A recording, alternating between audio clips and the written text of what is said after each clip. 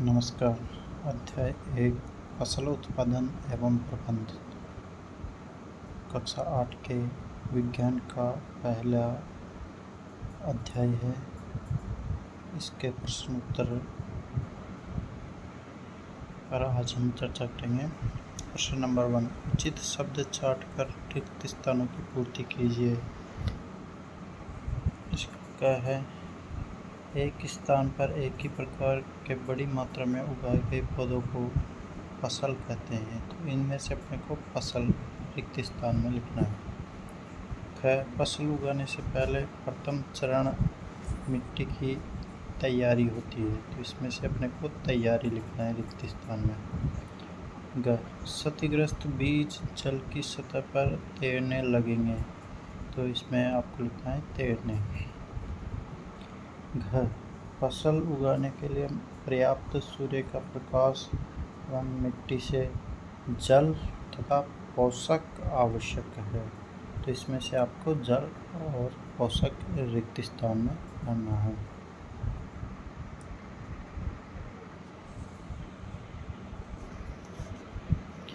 अब लीजिए question number 2। Question number 2 है, कॉलम ए में दिए गए शब्दों का मिलान कॉलम बी से कीजिए। तो यहाँ पर कॉलम ए का मिलान कॉलम बी से किया गया है। कॉलम ए में है खरीफ फसल, तो खरीफ फसल जो होती है उसको अपने को मिलाना है ई वाले से, धान एवं मक्का। रबी फसल में आता है गेहूँ, चना, मटर, तो सेकंड वाली रबी फसल को मिलाना है डी वाले से, गेहूँ, चना, मटर। थर्ड, रासायनिक उर्वरक को कॉलम बी में मिलाना है बी से ही, यूरिया एवं फास्फेट से। कॉलम ए में चौथा है कार्बनिक खाद को मिलाना है आपको सी से, पशु अपशिष्ट, गोबर, मूत्र एवं पादप अवशेष से। अब क्वेश्चन नंबर 3 है, निम्न के दो उदाहरण दीजिए। तो निम्न के दो उदाहरण आपको देने हैं। खरीफ फसल के उदाहरण हैं मक्का, धान, बाजरा, मूंगफली आदि हो सकते हैं। इनमें से आपको इसे भी 2 लिख सकते हैं। इसी प्रकार ख में आपको देना है रबी फसल की कोई 2 उदाहरण बताने। तो जो रबी फसल के उदाहरण है वो है गेहूँ, सरसों, जौ, चना आदि। इनमें से कोई भी 2 आप लिख सकते हैं। प्रश्न नंबर 4 है, निम्न पर अपने शब्दों में एक पैराग्राफ लिखिए। जैसे मिट्टी तैयार करना, बुआई, निराई, थ्रेशिंग, इन सब पर आपको एक पैराग्राफ लिखना है।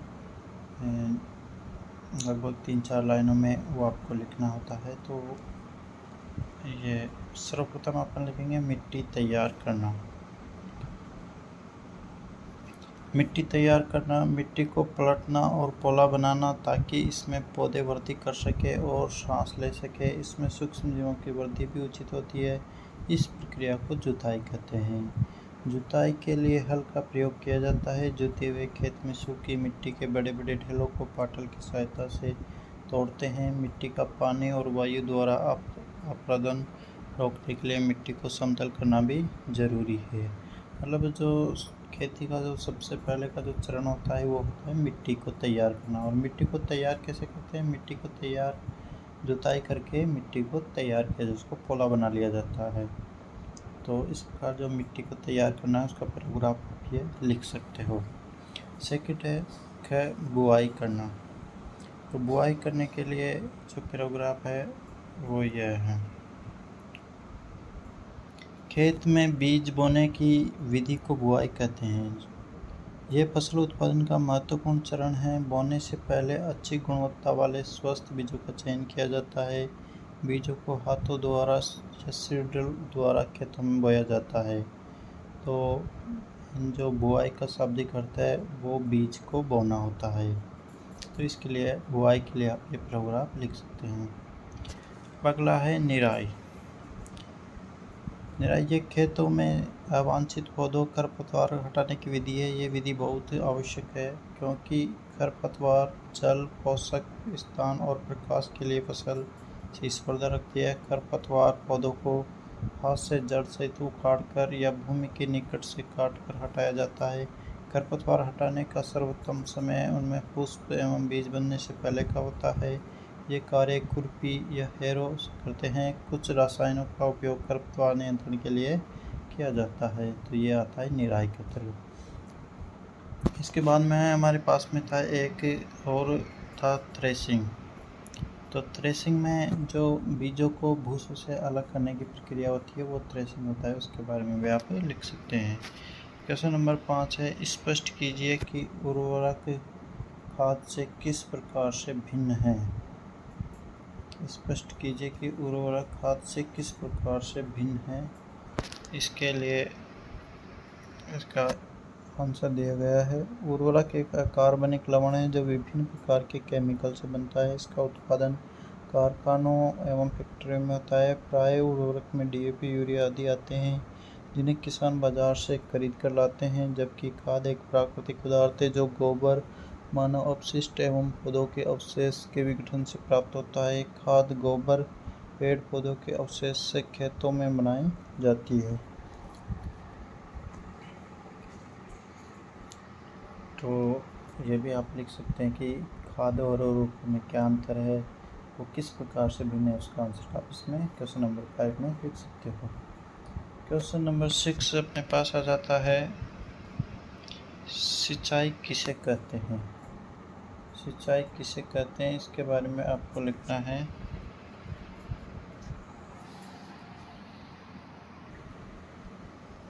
सिंचाई किसे कहते हैं। जल संरक्षित करने वाली सिंचाई की दो विधियों का वर्णन कीजिए। प्रश्न नंबर 6 है, सिंचाई किसे कहते हैं। जल संरक्षित करने वाली सिंचाई की दो विधियों का वर्णन कीजिए। तो इसका उत्तर है, पौधों को पानी देना सिंचाई कहलाता है। सिंचाई का उद्देश्य फसलों को आवश्यक जल प्रदान करना है ताकि वे अच्छी तरह से उग सके और अधिक उत्पादन दे सके। सिंचाई के बिना अधिकांश फसलें सूख जाएगी और पैदावार बहुत कम होगी। जल संरक्षण के लिए सिंचाई की दो प्रमुख विधियां हैं। पहली है ड्रिप सिंचाई। ड्रिप सिंचाई एक ऐसी सिंचाई विधि है जिसमें पानी को पौधों की जड़ों के पास बूंद बूंद के रूप में सीधे पहुंचाया जाता है। इस विधि में पानी की बर्बादी बहुत कम होती है क्योंकि पानी केवल पौधों को ही मिलता है, मिट्टी या वातावरण में नहीं जाता। ड्रिप सिंचाई का उपयोग सभी प्रकार की फसलों की सिंचाई के लिए किया जा सकता है, लेकिन यह विशेष रूप से सब्जियों, फलों और बागवानी फसलों के लिए उपयुक्त है। सेकंड है स्प्रिंकल सिंचाई। स्प्रिंकल सिंचाई को फव्वारा सिंचाई भी कहा जाता है। यह एक ऐसी सिंचाई विधि है जिसमें पानी को पौधों के ऊपर छिड़काव करके पहुंचाया जाता है। इस विधि में पानी की बर्बादी ड्रिप सिंचाई की तुलना में अधिक होती है, लेकिन ये छोटे और बड़े दोनों आकार के खेतों की सिंचाई के लिए उपयुक्त है। स्प्रिंकलर सिंचाई का उपयोग सभी प्रकार की फसलों की सिंचाई के लिए किया जा सकता है, लेकिन यह विशेष रूप से घास फसलों एवं दलहनों के लिए उपयुक्त है। तो सिंचाई किसे कहते हैं और सिंचाई की दो प्रमुख विधियां हैं, ड्रिप सिंचाई और स्प्रिंकलर सिंचाई। प्रश्न नंबर 7 है, यदि गेहूँ को खरीफ ऋतु में उगाया जाए तो क्या होगा, चर्चा कीजिए। तो इसका उत्तर है, गेहूँ एक रबी की फसल है। इसे शीत ऋतु में उगाया जाता है। खरीफ ऋतु जून से सितंबर तक होती है। इस समय वर्षा काफ़ी अधिक मात्रा में होती है, अतः खरीफ ऋतु में गेहूँ की फसल नहीं उगा जा सकती। यदि गेहूँ को खरीफ ऋतु में उगाया जाए तो वह नहीं उगेंगे क्योंकि उन्हें उगने के लिए अधिक जल की आवश्यकता नहीं होती है। वर्षा ऋतु में जल की प्रचुरता में बीज नष्ट हो जाएंगे। प्रश्न नंबर 8, खेत में लगातार फसल उगाने के लिए मिट्टी पर क्या प्रभाव पड़ेगा, व्याख्या कीजिए। फसलों के लगातार उगाने से मिट्टी में कुछ पोषकों की कमी हो जाती है। इस स्थिति को पूरा करने हेतु किसान खेतों में खाद देते हैं। ये प्रक्रम खाद देना कहलाता है। अपर्याप्त खाद देने से पौधे कमज़ोर हो जाते हैं। अगर समय समय पर खेतों में खाद नहीं देते हैं तो मिट्टी की उर्वरक क्षमता कम होती जाती है, जिससे फसल उत्पादन में गिरावट होती है। इसलिए किसान खेतों में समय समय पर खाद एवं उर्वरक का प्रयोग करते हैं ताकि मिट्टी की उर्वरक क्षमता बनी रहे। इसके लिए किसान फसल चक्रण को भी अपनाते हैं, अर्थात प्रत्येक बार अलग अलग प्रकार की फसलें बोई जाती है। इससे जो मिट्टी की उर्वरक क्षमता है वो बनी रहती है। प्रश्न नंबर 8 है, खरपतवार क्या है, हम उनका कैसे नियंत्रण कर सकते हैं। खरपतवार व अवांछनीय पौधे हैं जो प्राकृतिक रूप से फसलों के साथ में उग जाते हैं। इसका मतलब यह है कि जो हमारी जो मुख्य फसल है उसके साथ घास फूस वगैरह अनावश्यक जो पौधे होते हैं वो उग जाते हैं, तो वो खरपतवार कहलाते हैं। ये मुख्य फसल के साथ पानी, पोषक तत्व, सूरज की रोशनी आदि का उपयोग करेंगे तो मुख्य फसल को पूर्ण रूप से पानी, पोषक तत्व, सूरज की रोशनी नहीं मिल पाएगी, जिससे फसल में अच्छी तरह से वृद्धि नहीं करेगी। इसलिए खरपतवार का नियंत्रण किया जाना आवश्यक है। खरपतवार नियंत्रण कैसे कर सकते हैं, इसकी दो प्रमुख विधियां हैं। पहली तो निराई गुड़ाई करके, दूसरी है खरपतवार नाशी दवाई का उपयोग करके, जिसका उदाहरण है 2,4-D। तो इस दवाई का उपयोग करके खरपतवार को नष्ट किया जा सकता है। प्रश्न नंबर 10 है, निम्न बॉक्स को सही क्रम में इस प्रकार लगाइए कि गन्ने की फसल उगाने का रेखा चित्र तैयार हो जाए। तो जो ये प्रश्न है इसमें एक गन्ने की फसल को उगाने का जो रेखा चित्र है अपने को क्रम से जमाना है, तो वो उसको अपन इस प्रकार से जमा लेंगे। जो सबसे पहले आएगा खेत की जुताई करना, द्वितीय आएगा मिट्टी तैयार करना, तृतीय आएगा बुआई करना, और चौथे नंबर पर आएगा खाद देना, फिर आएगा सिंचाई करना, फिर आएगा कटाई करना, और फिर आखिरी में आएगा फसल को चीनी मिल में भेजना। तो इस प्रकार से इनका क्रम तैयार कर सकते हैं। अगला प्रश्न है हमारे पास, नीचे दिए गए संकेतों की सहायता से पहेली को पूरा कीजिए। अपने को इसको एक पजल के रूप में सेट करना होता है, तो इसको पजल के रूप में सेट करने के लिए यहाँ पर इसका आंसर दिया गया है, तो आप इसको कर सकते हो। पहले में है रबी, और इधर ऊपर से नीचे जाएगा रहट। दूसरा है ऊपर से नीचे पशुपालन, और तीसरे में हो जाएगा खरीफ, और चौथे में हो जाएगा फसल, और इधर पांचवे में दाएं से बाएं में जाएगा उर्वरक,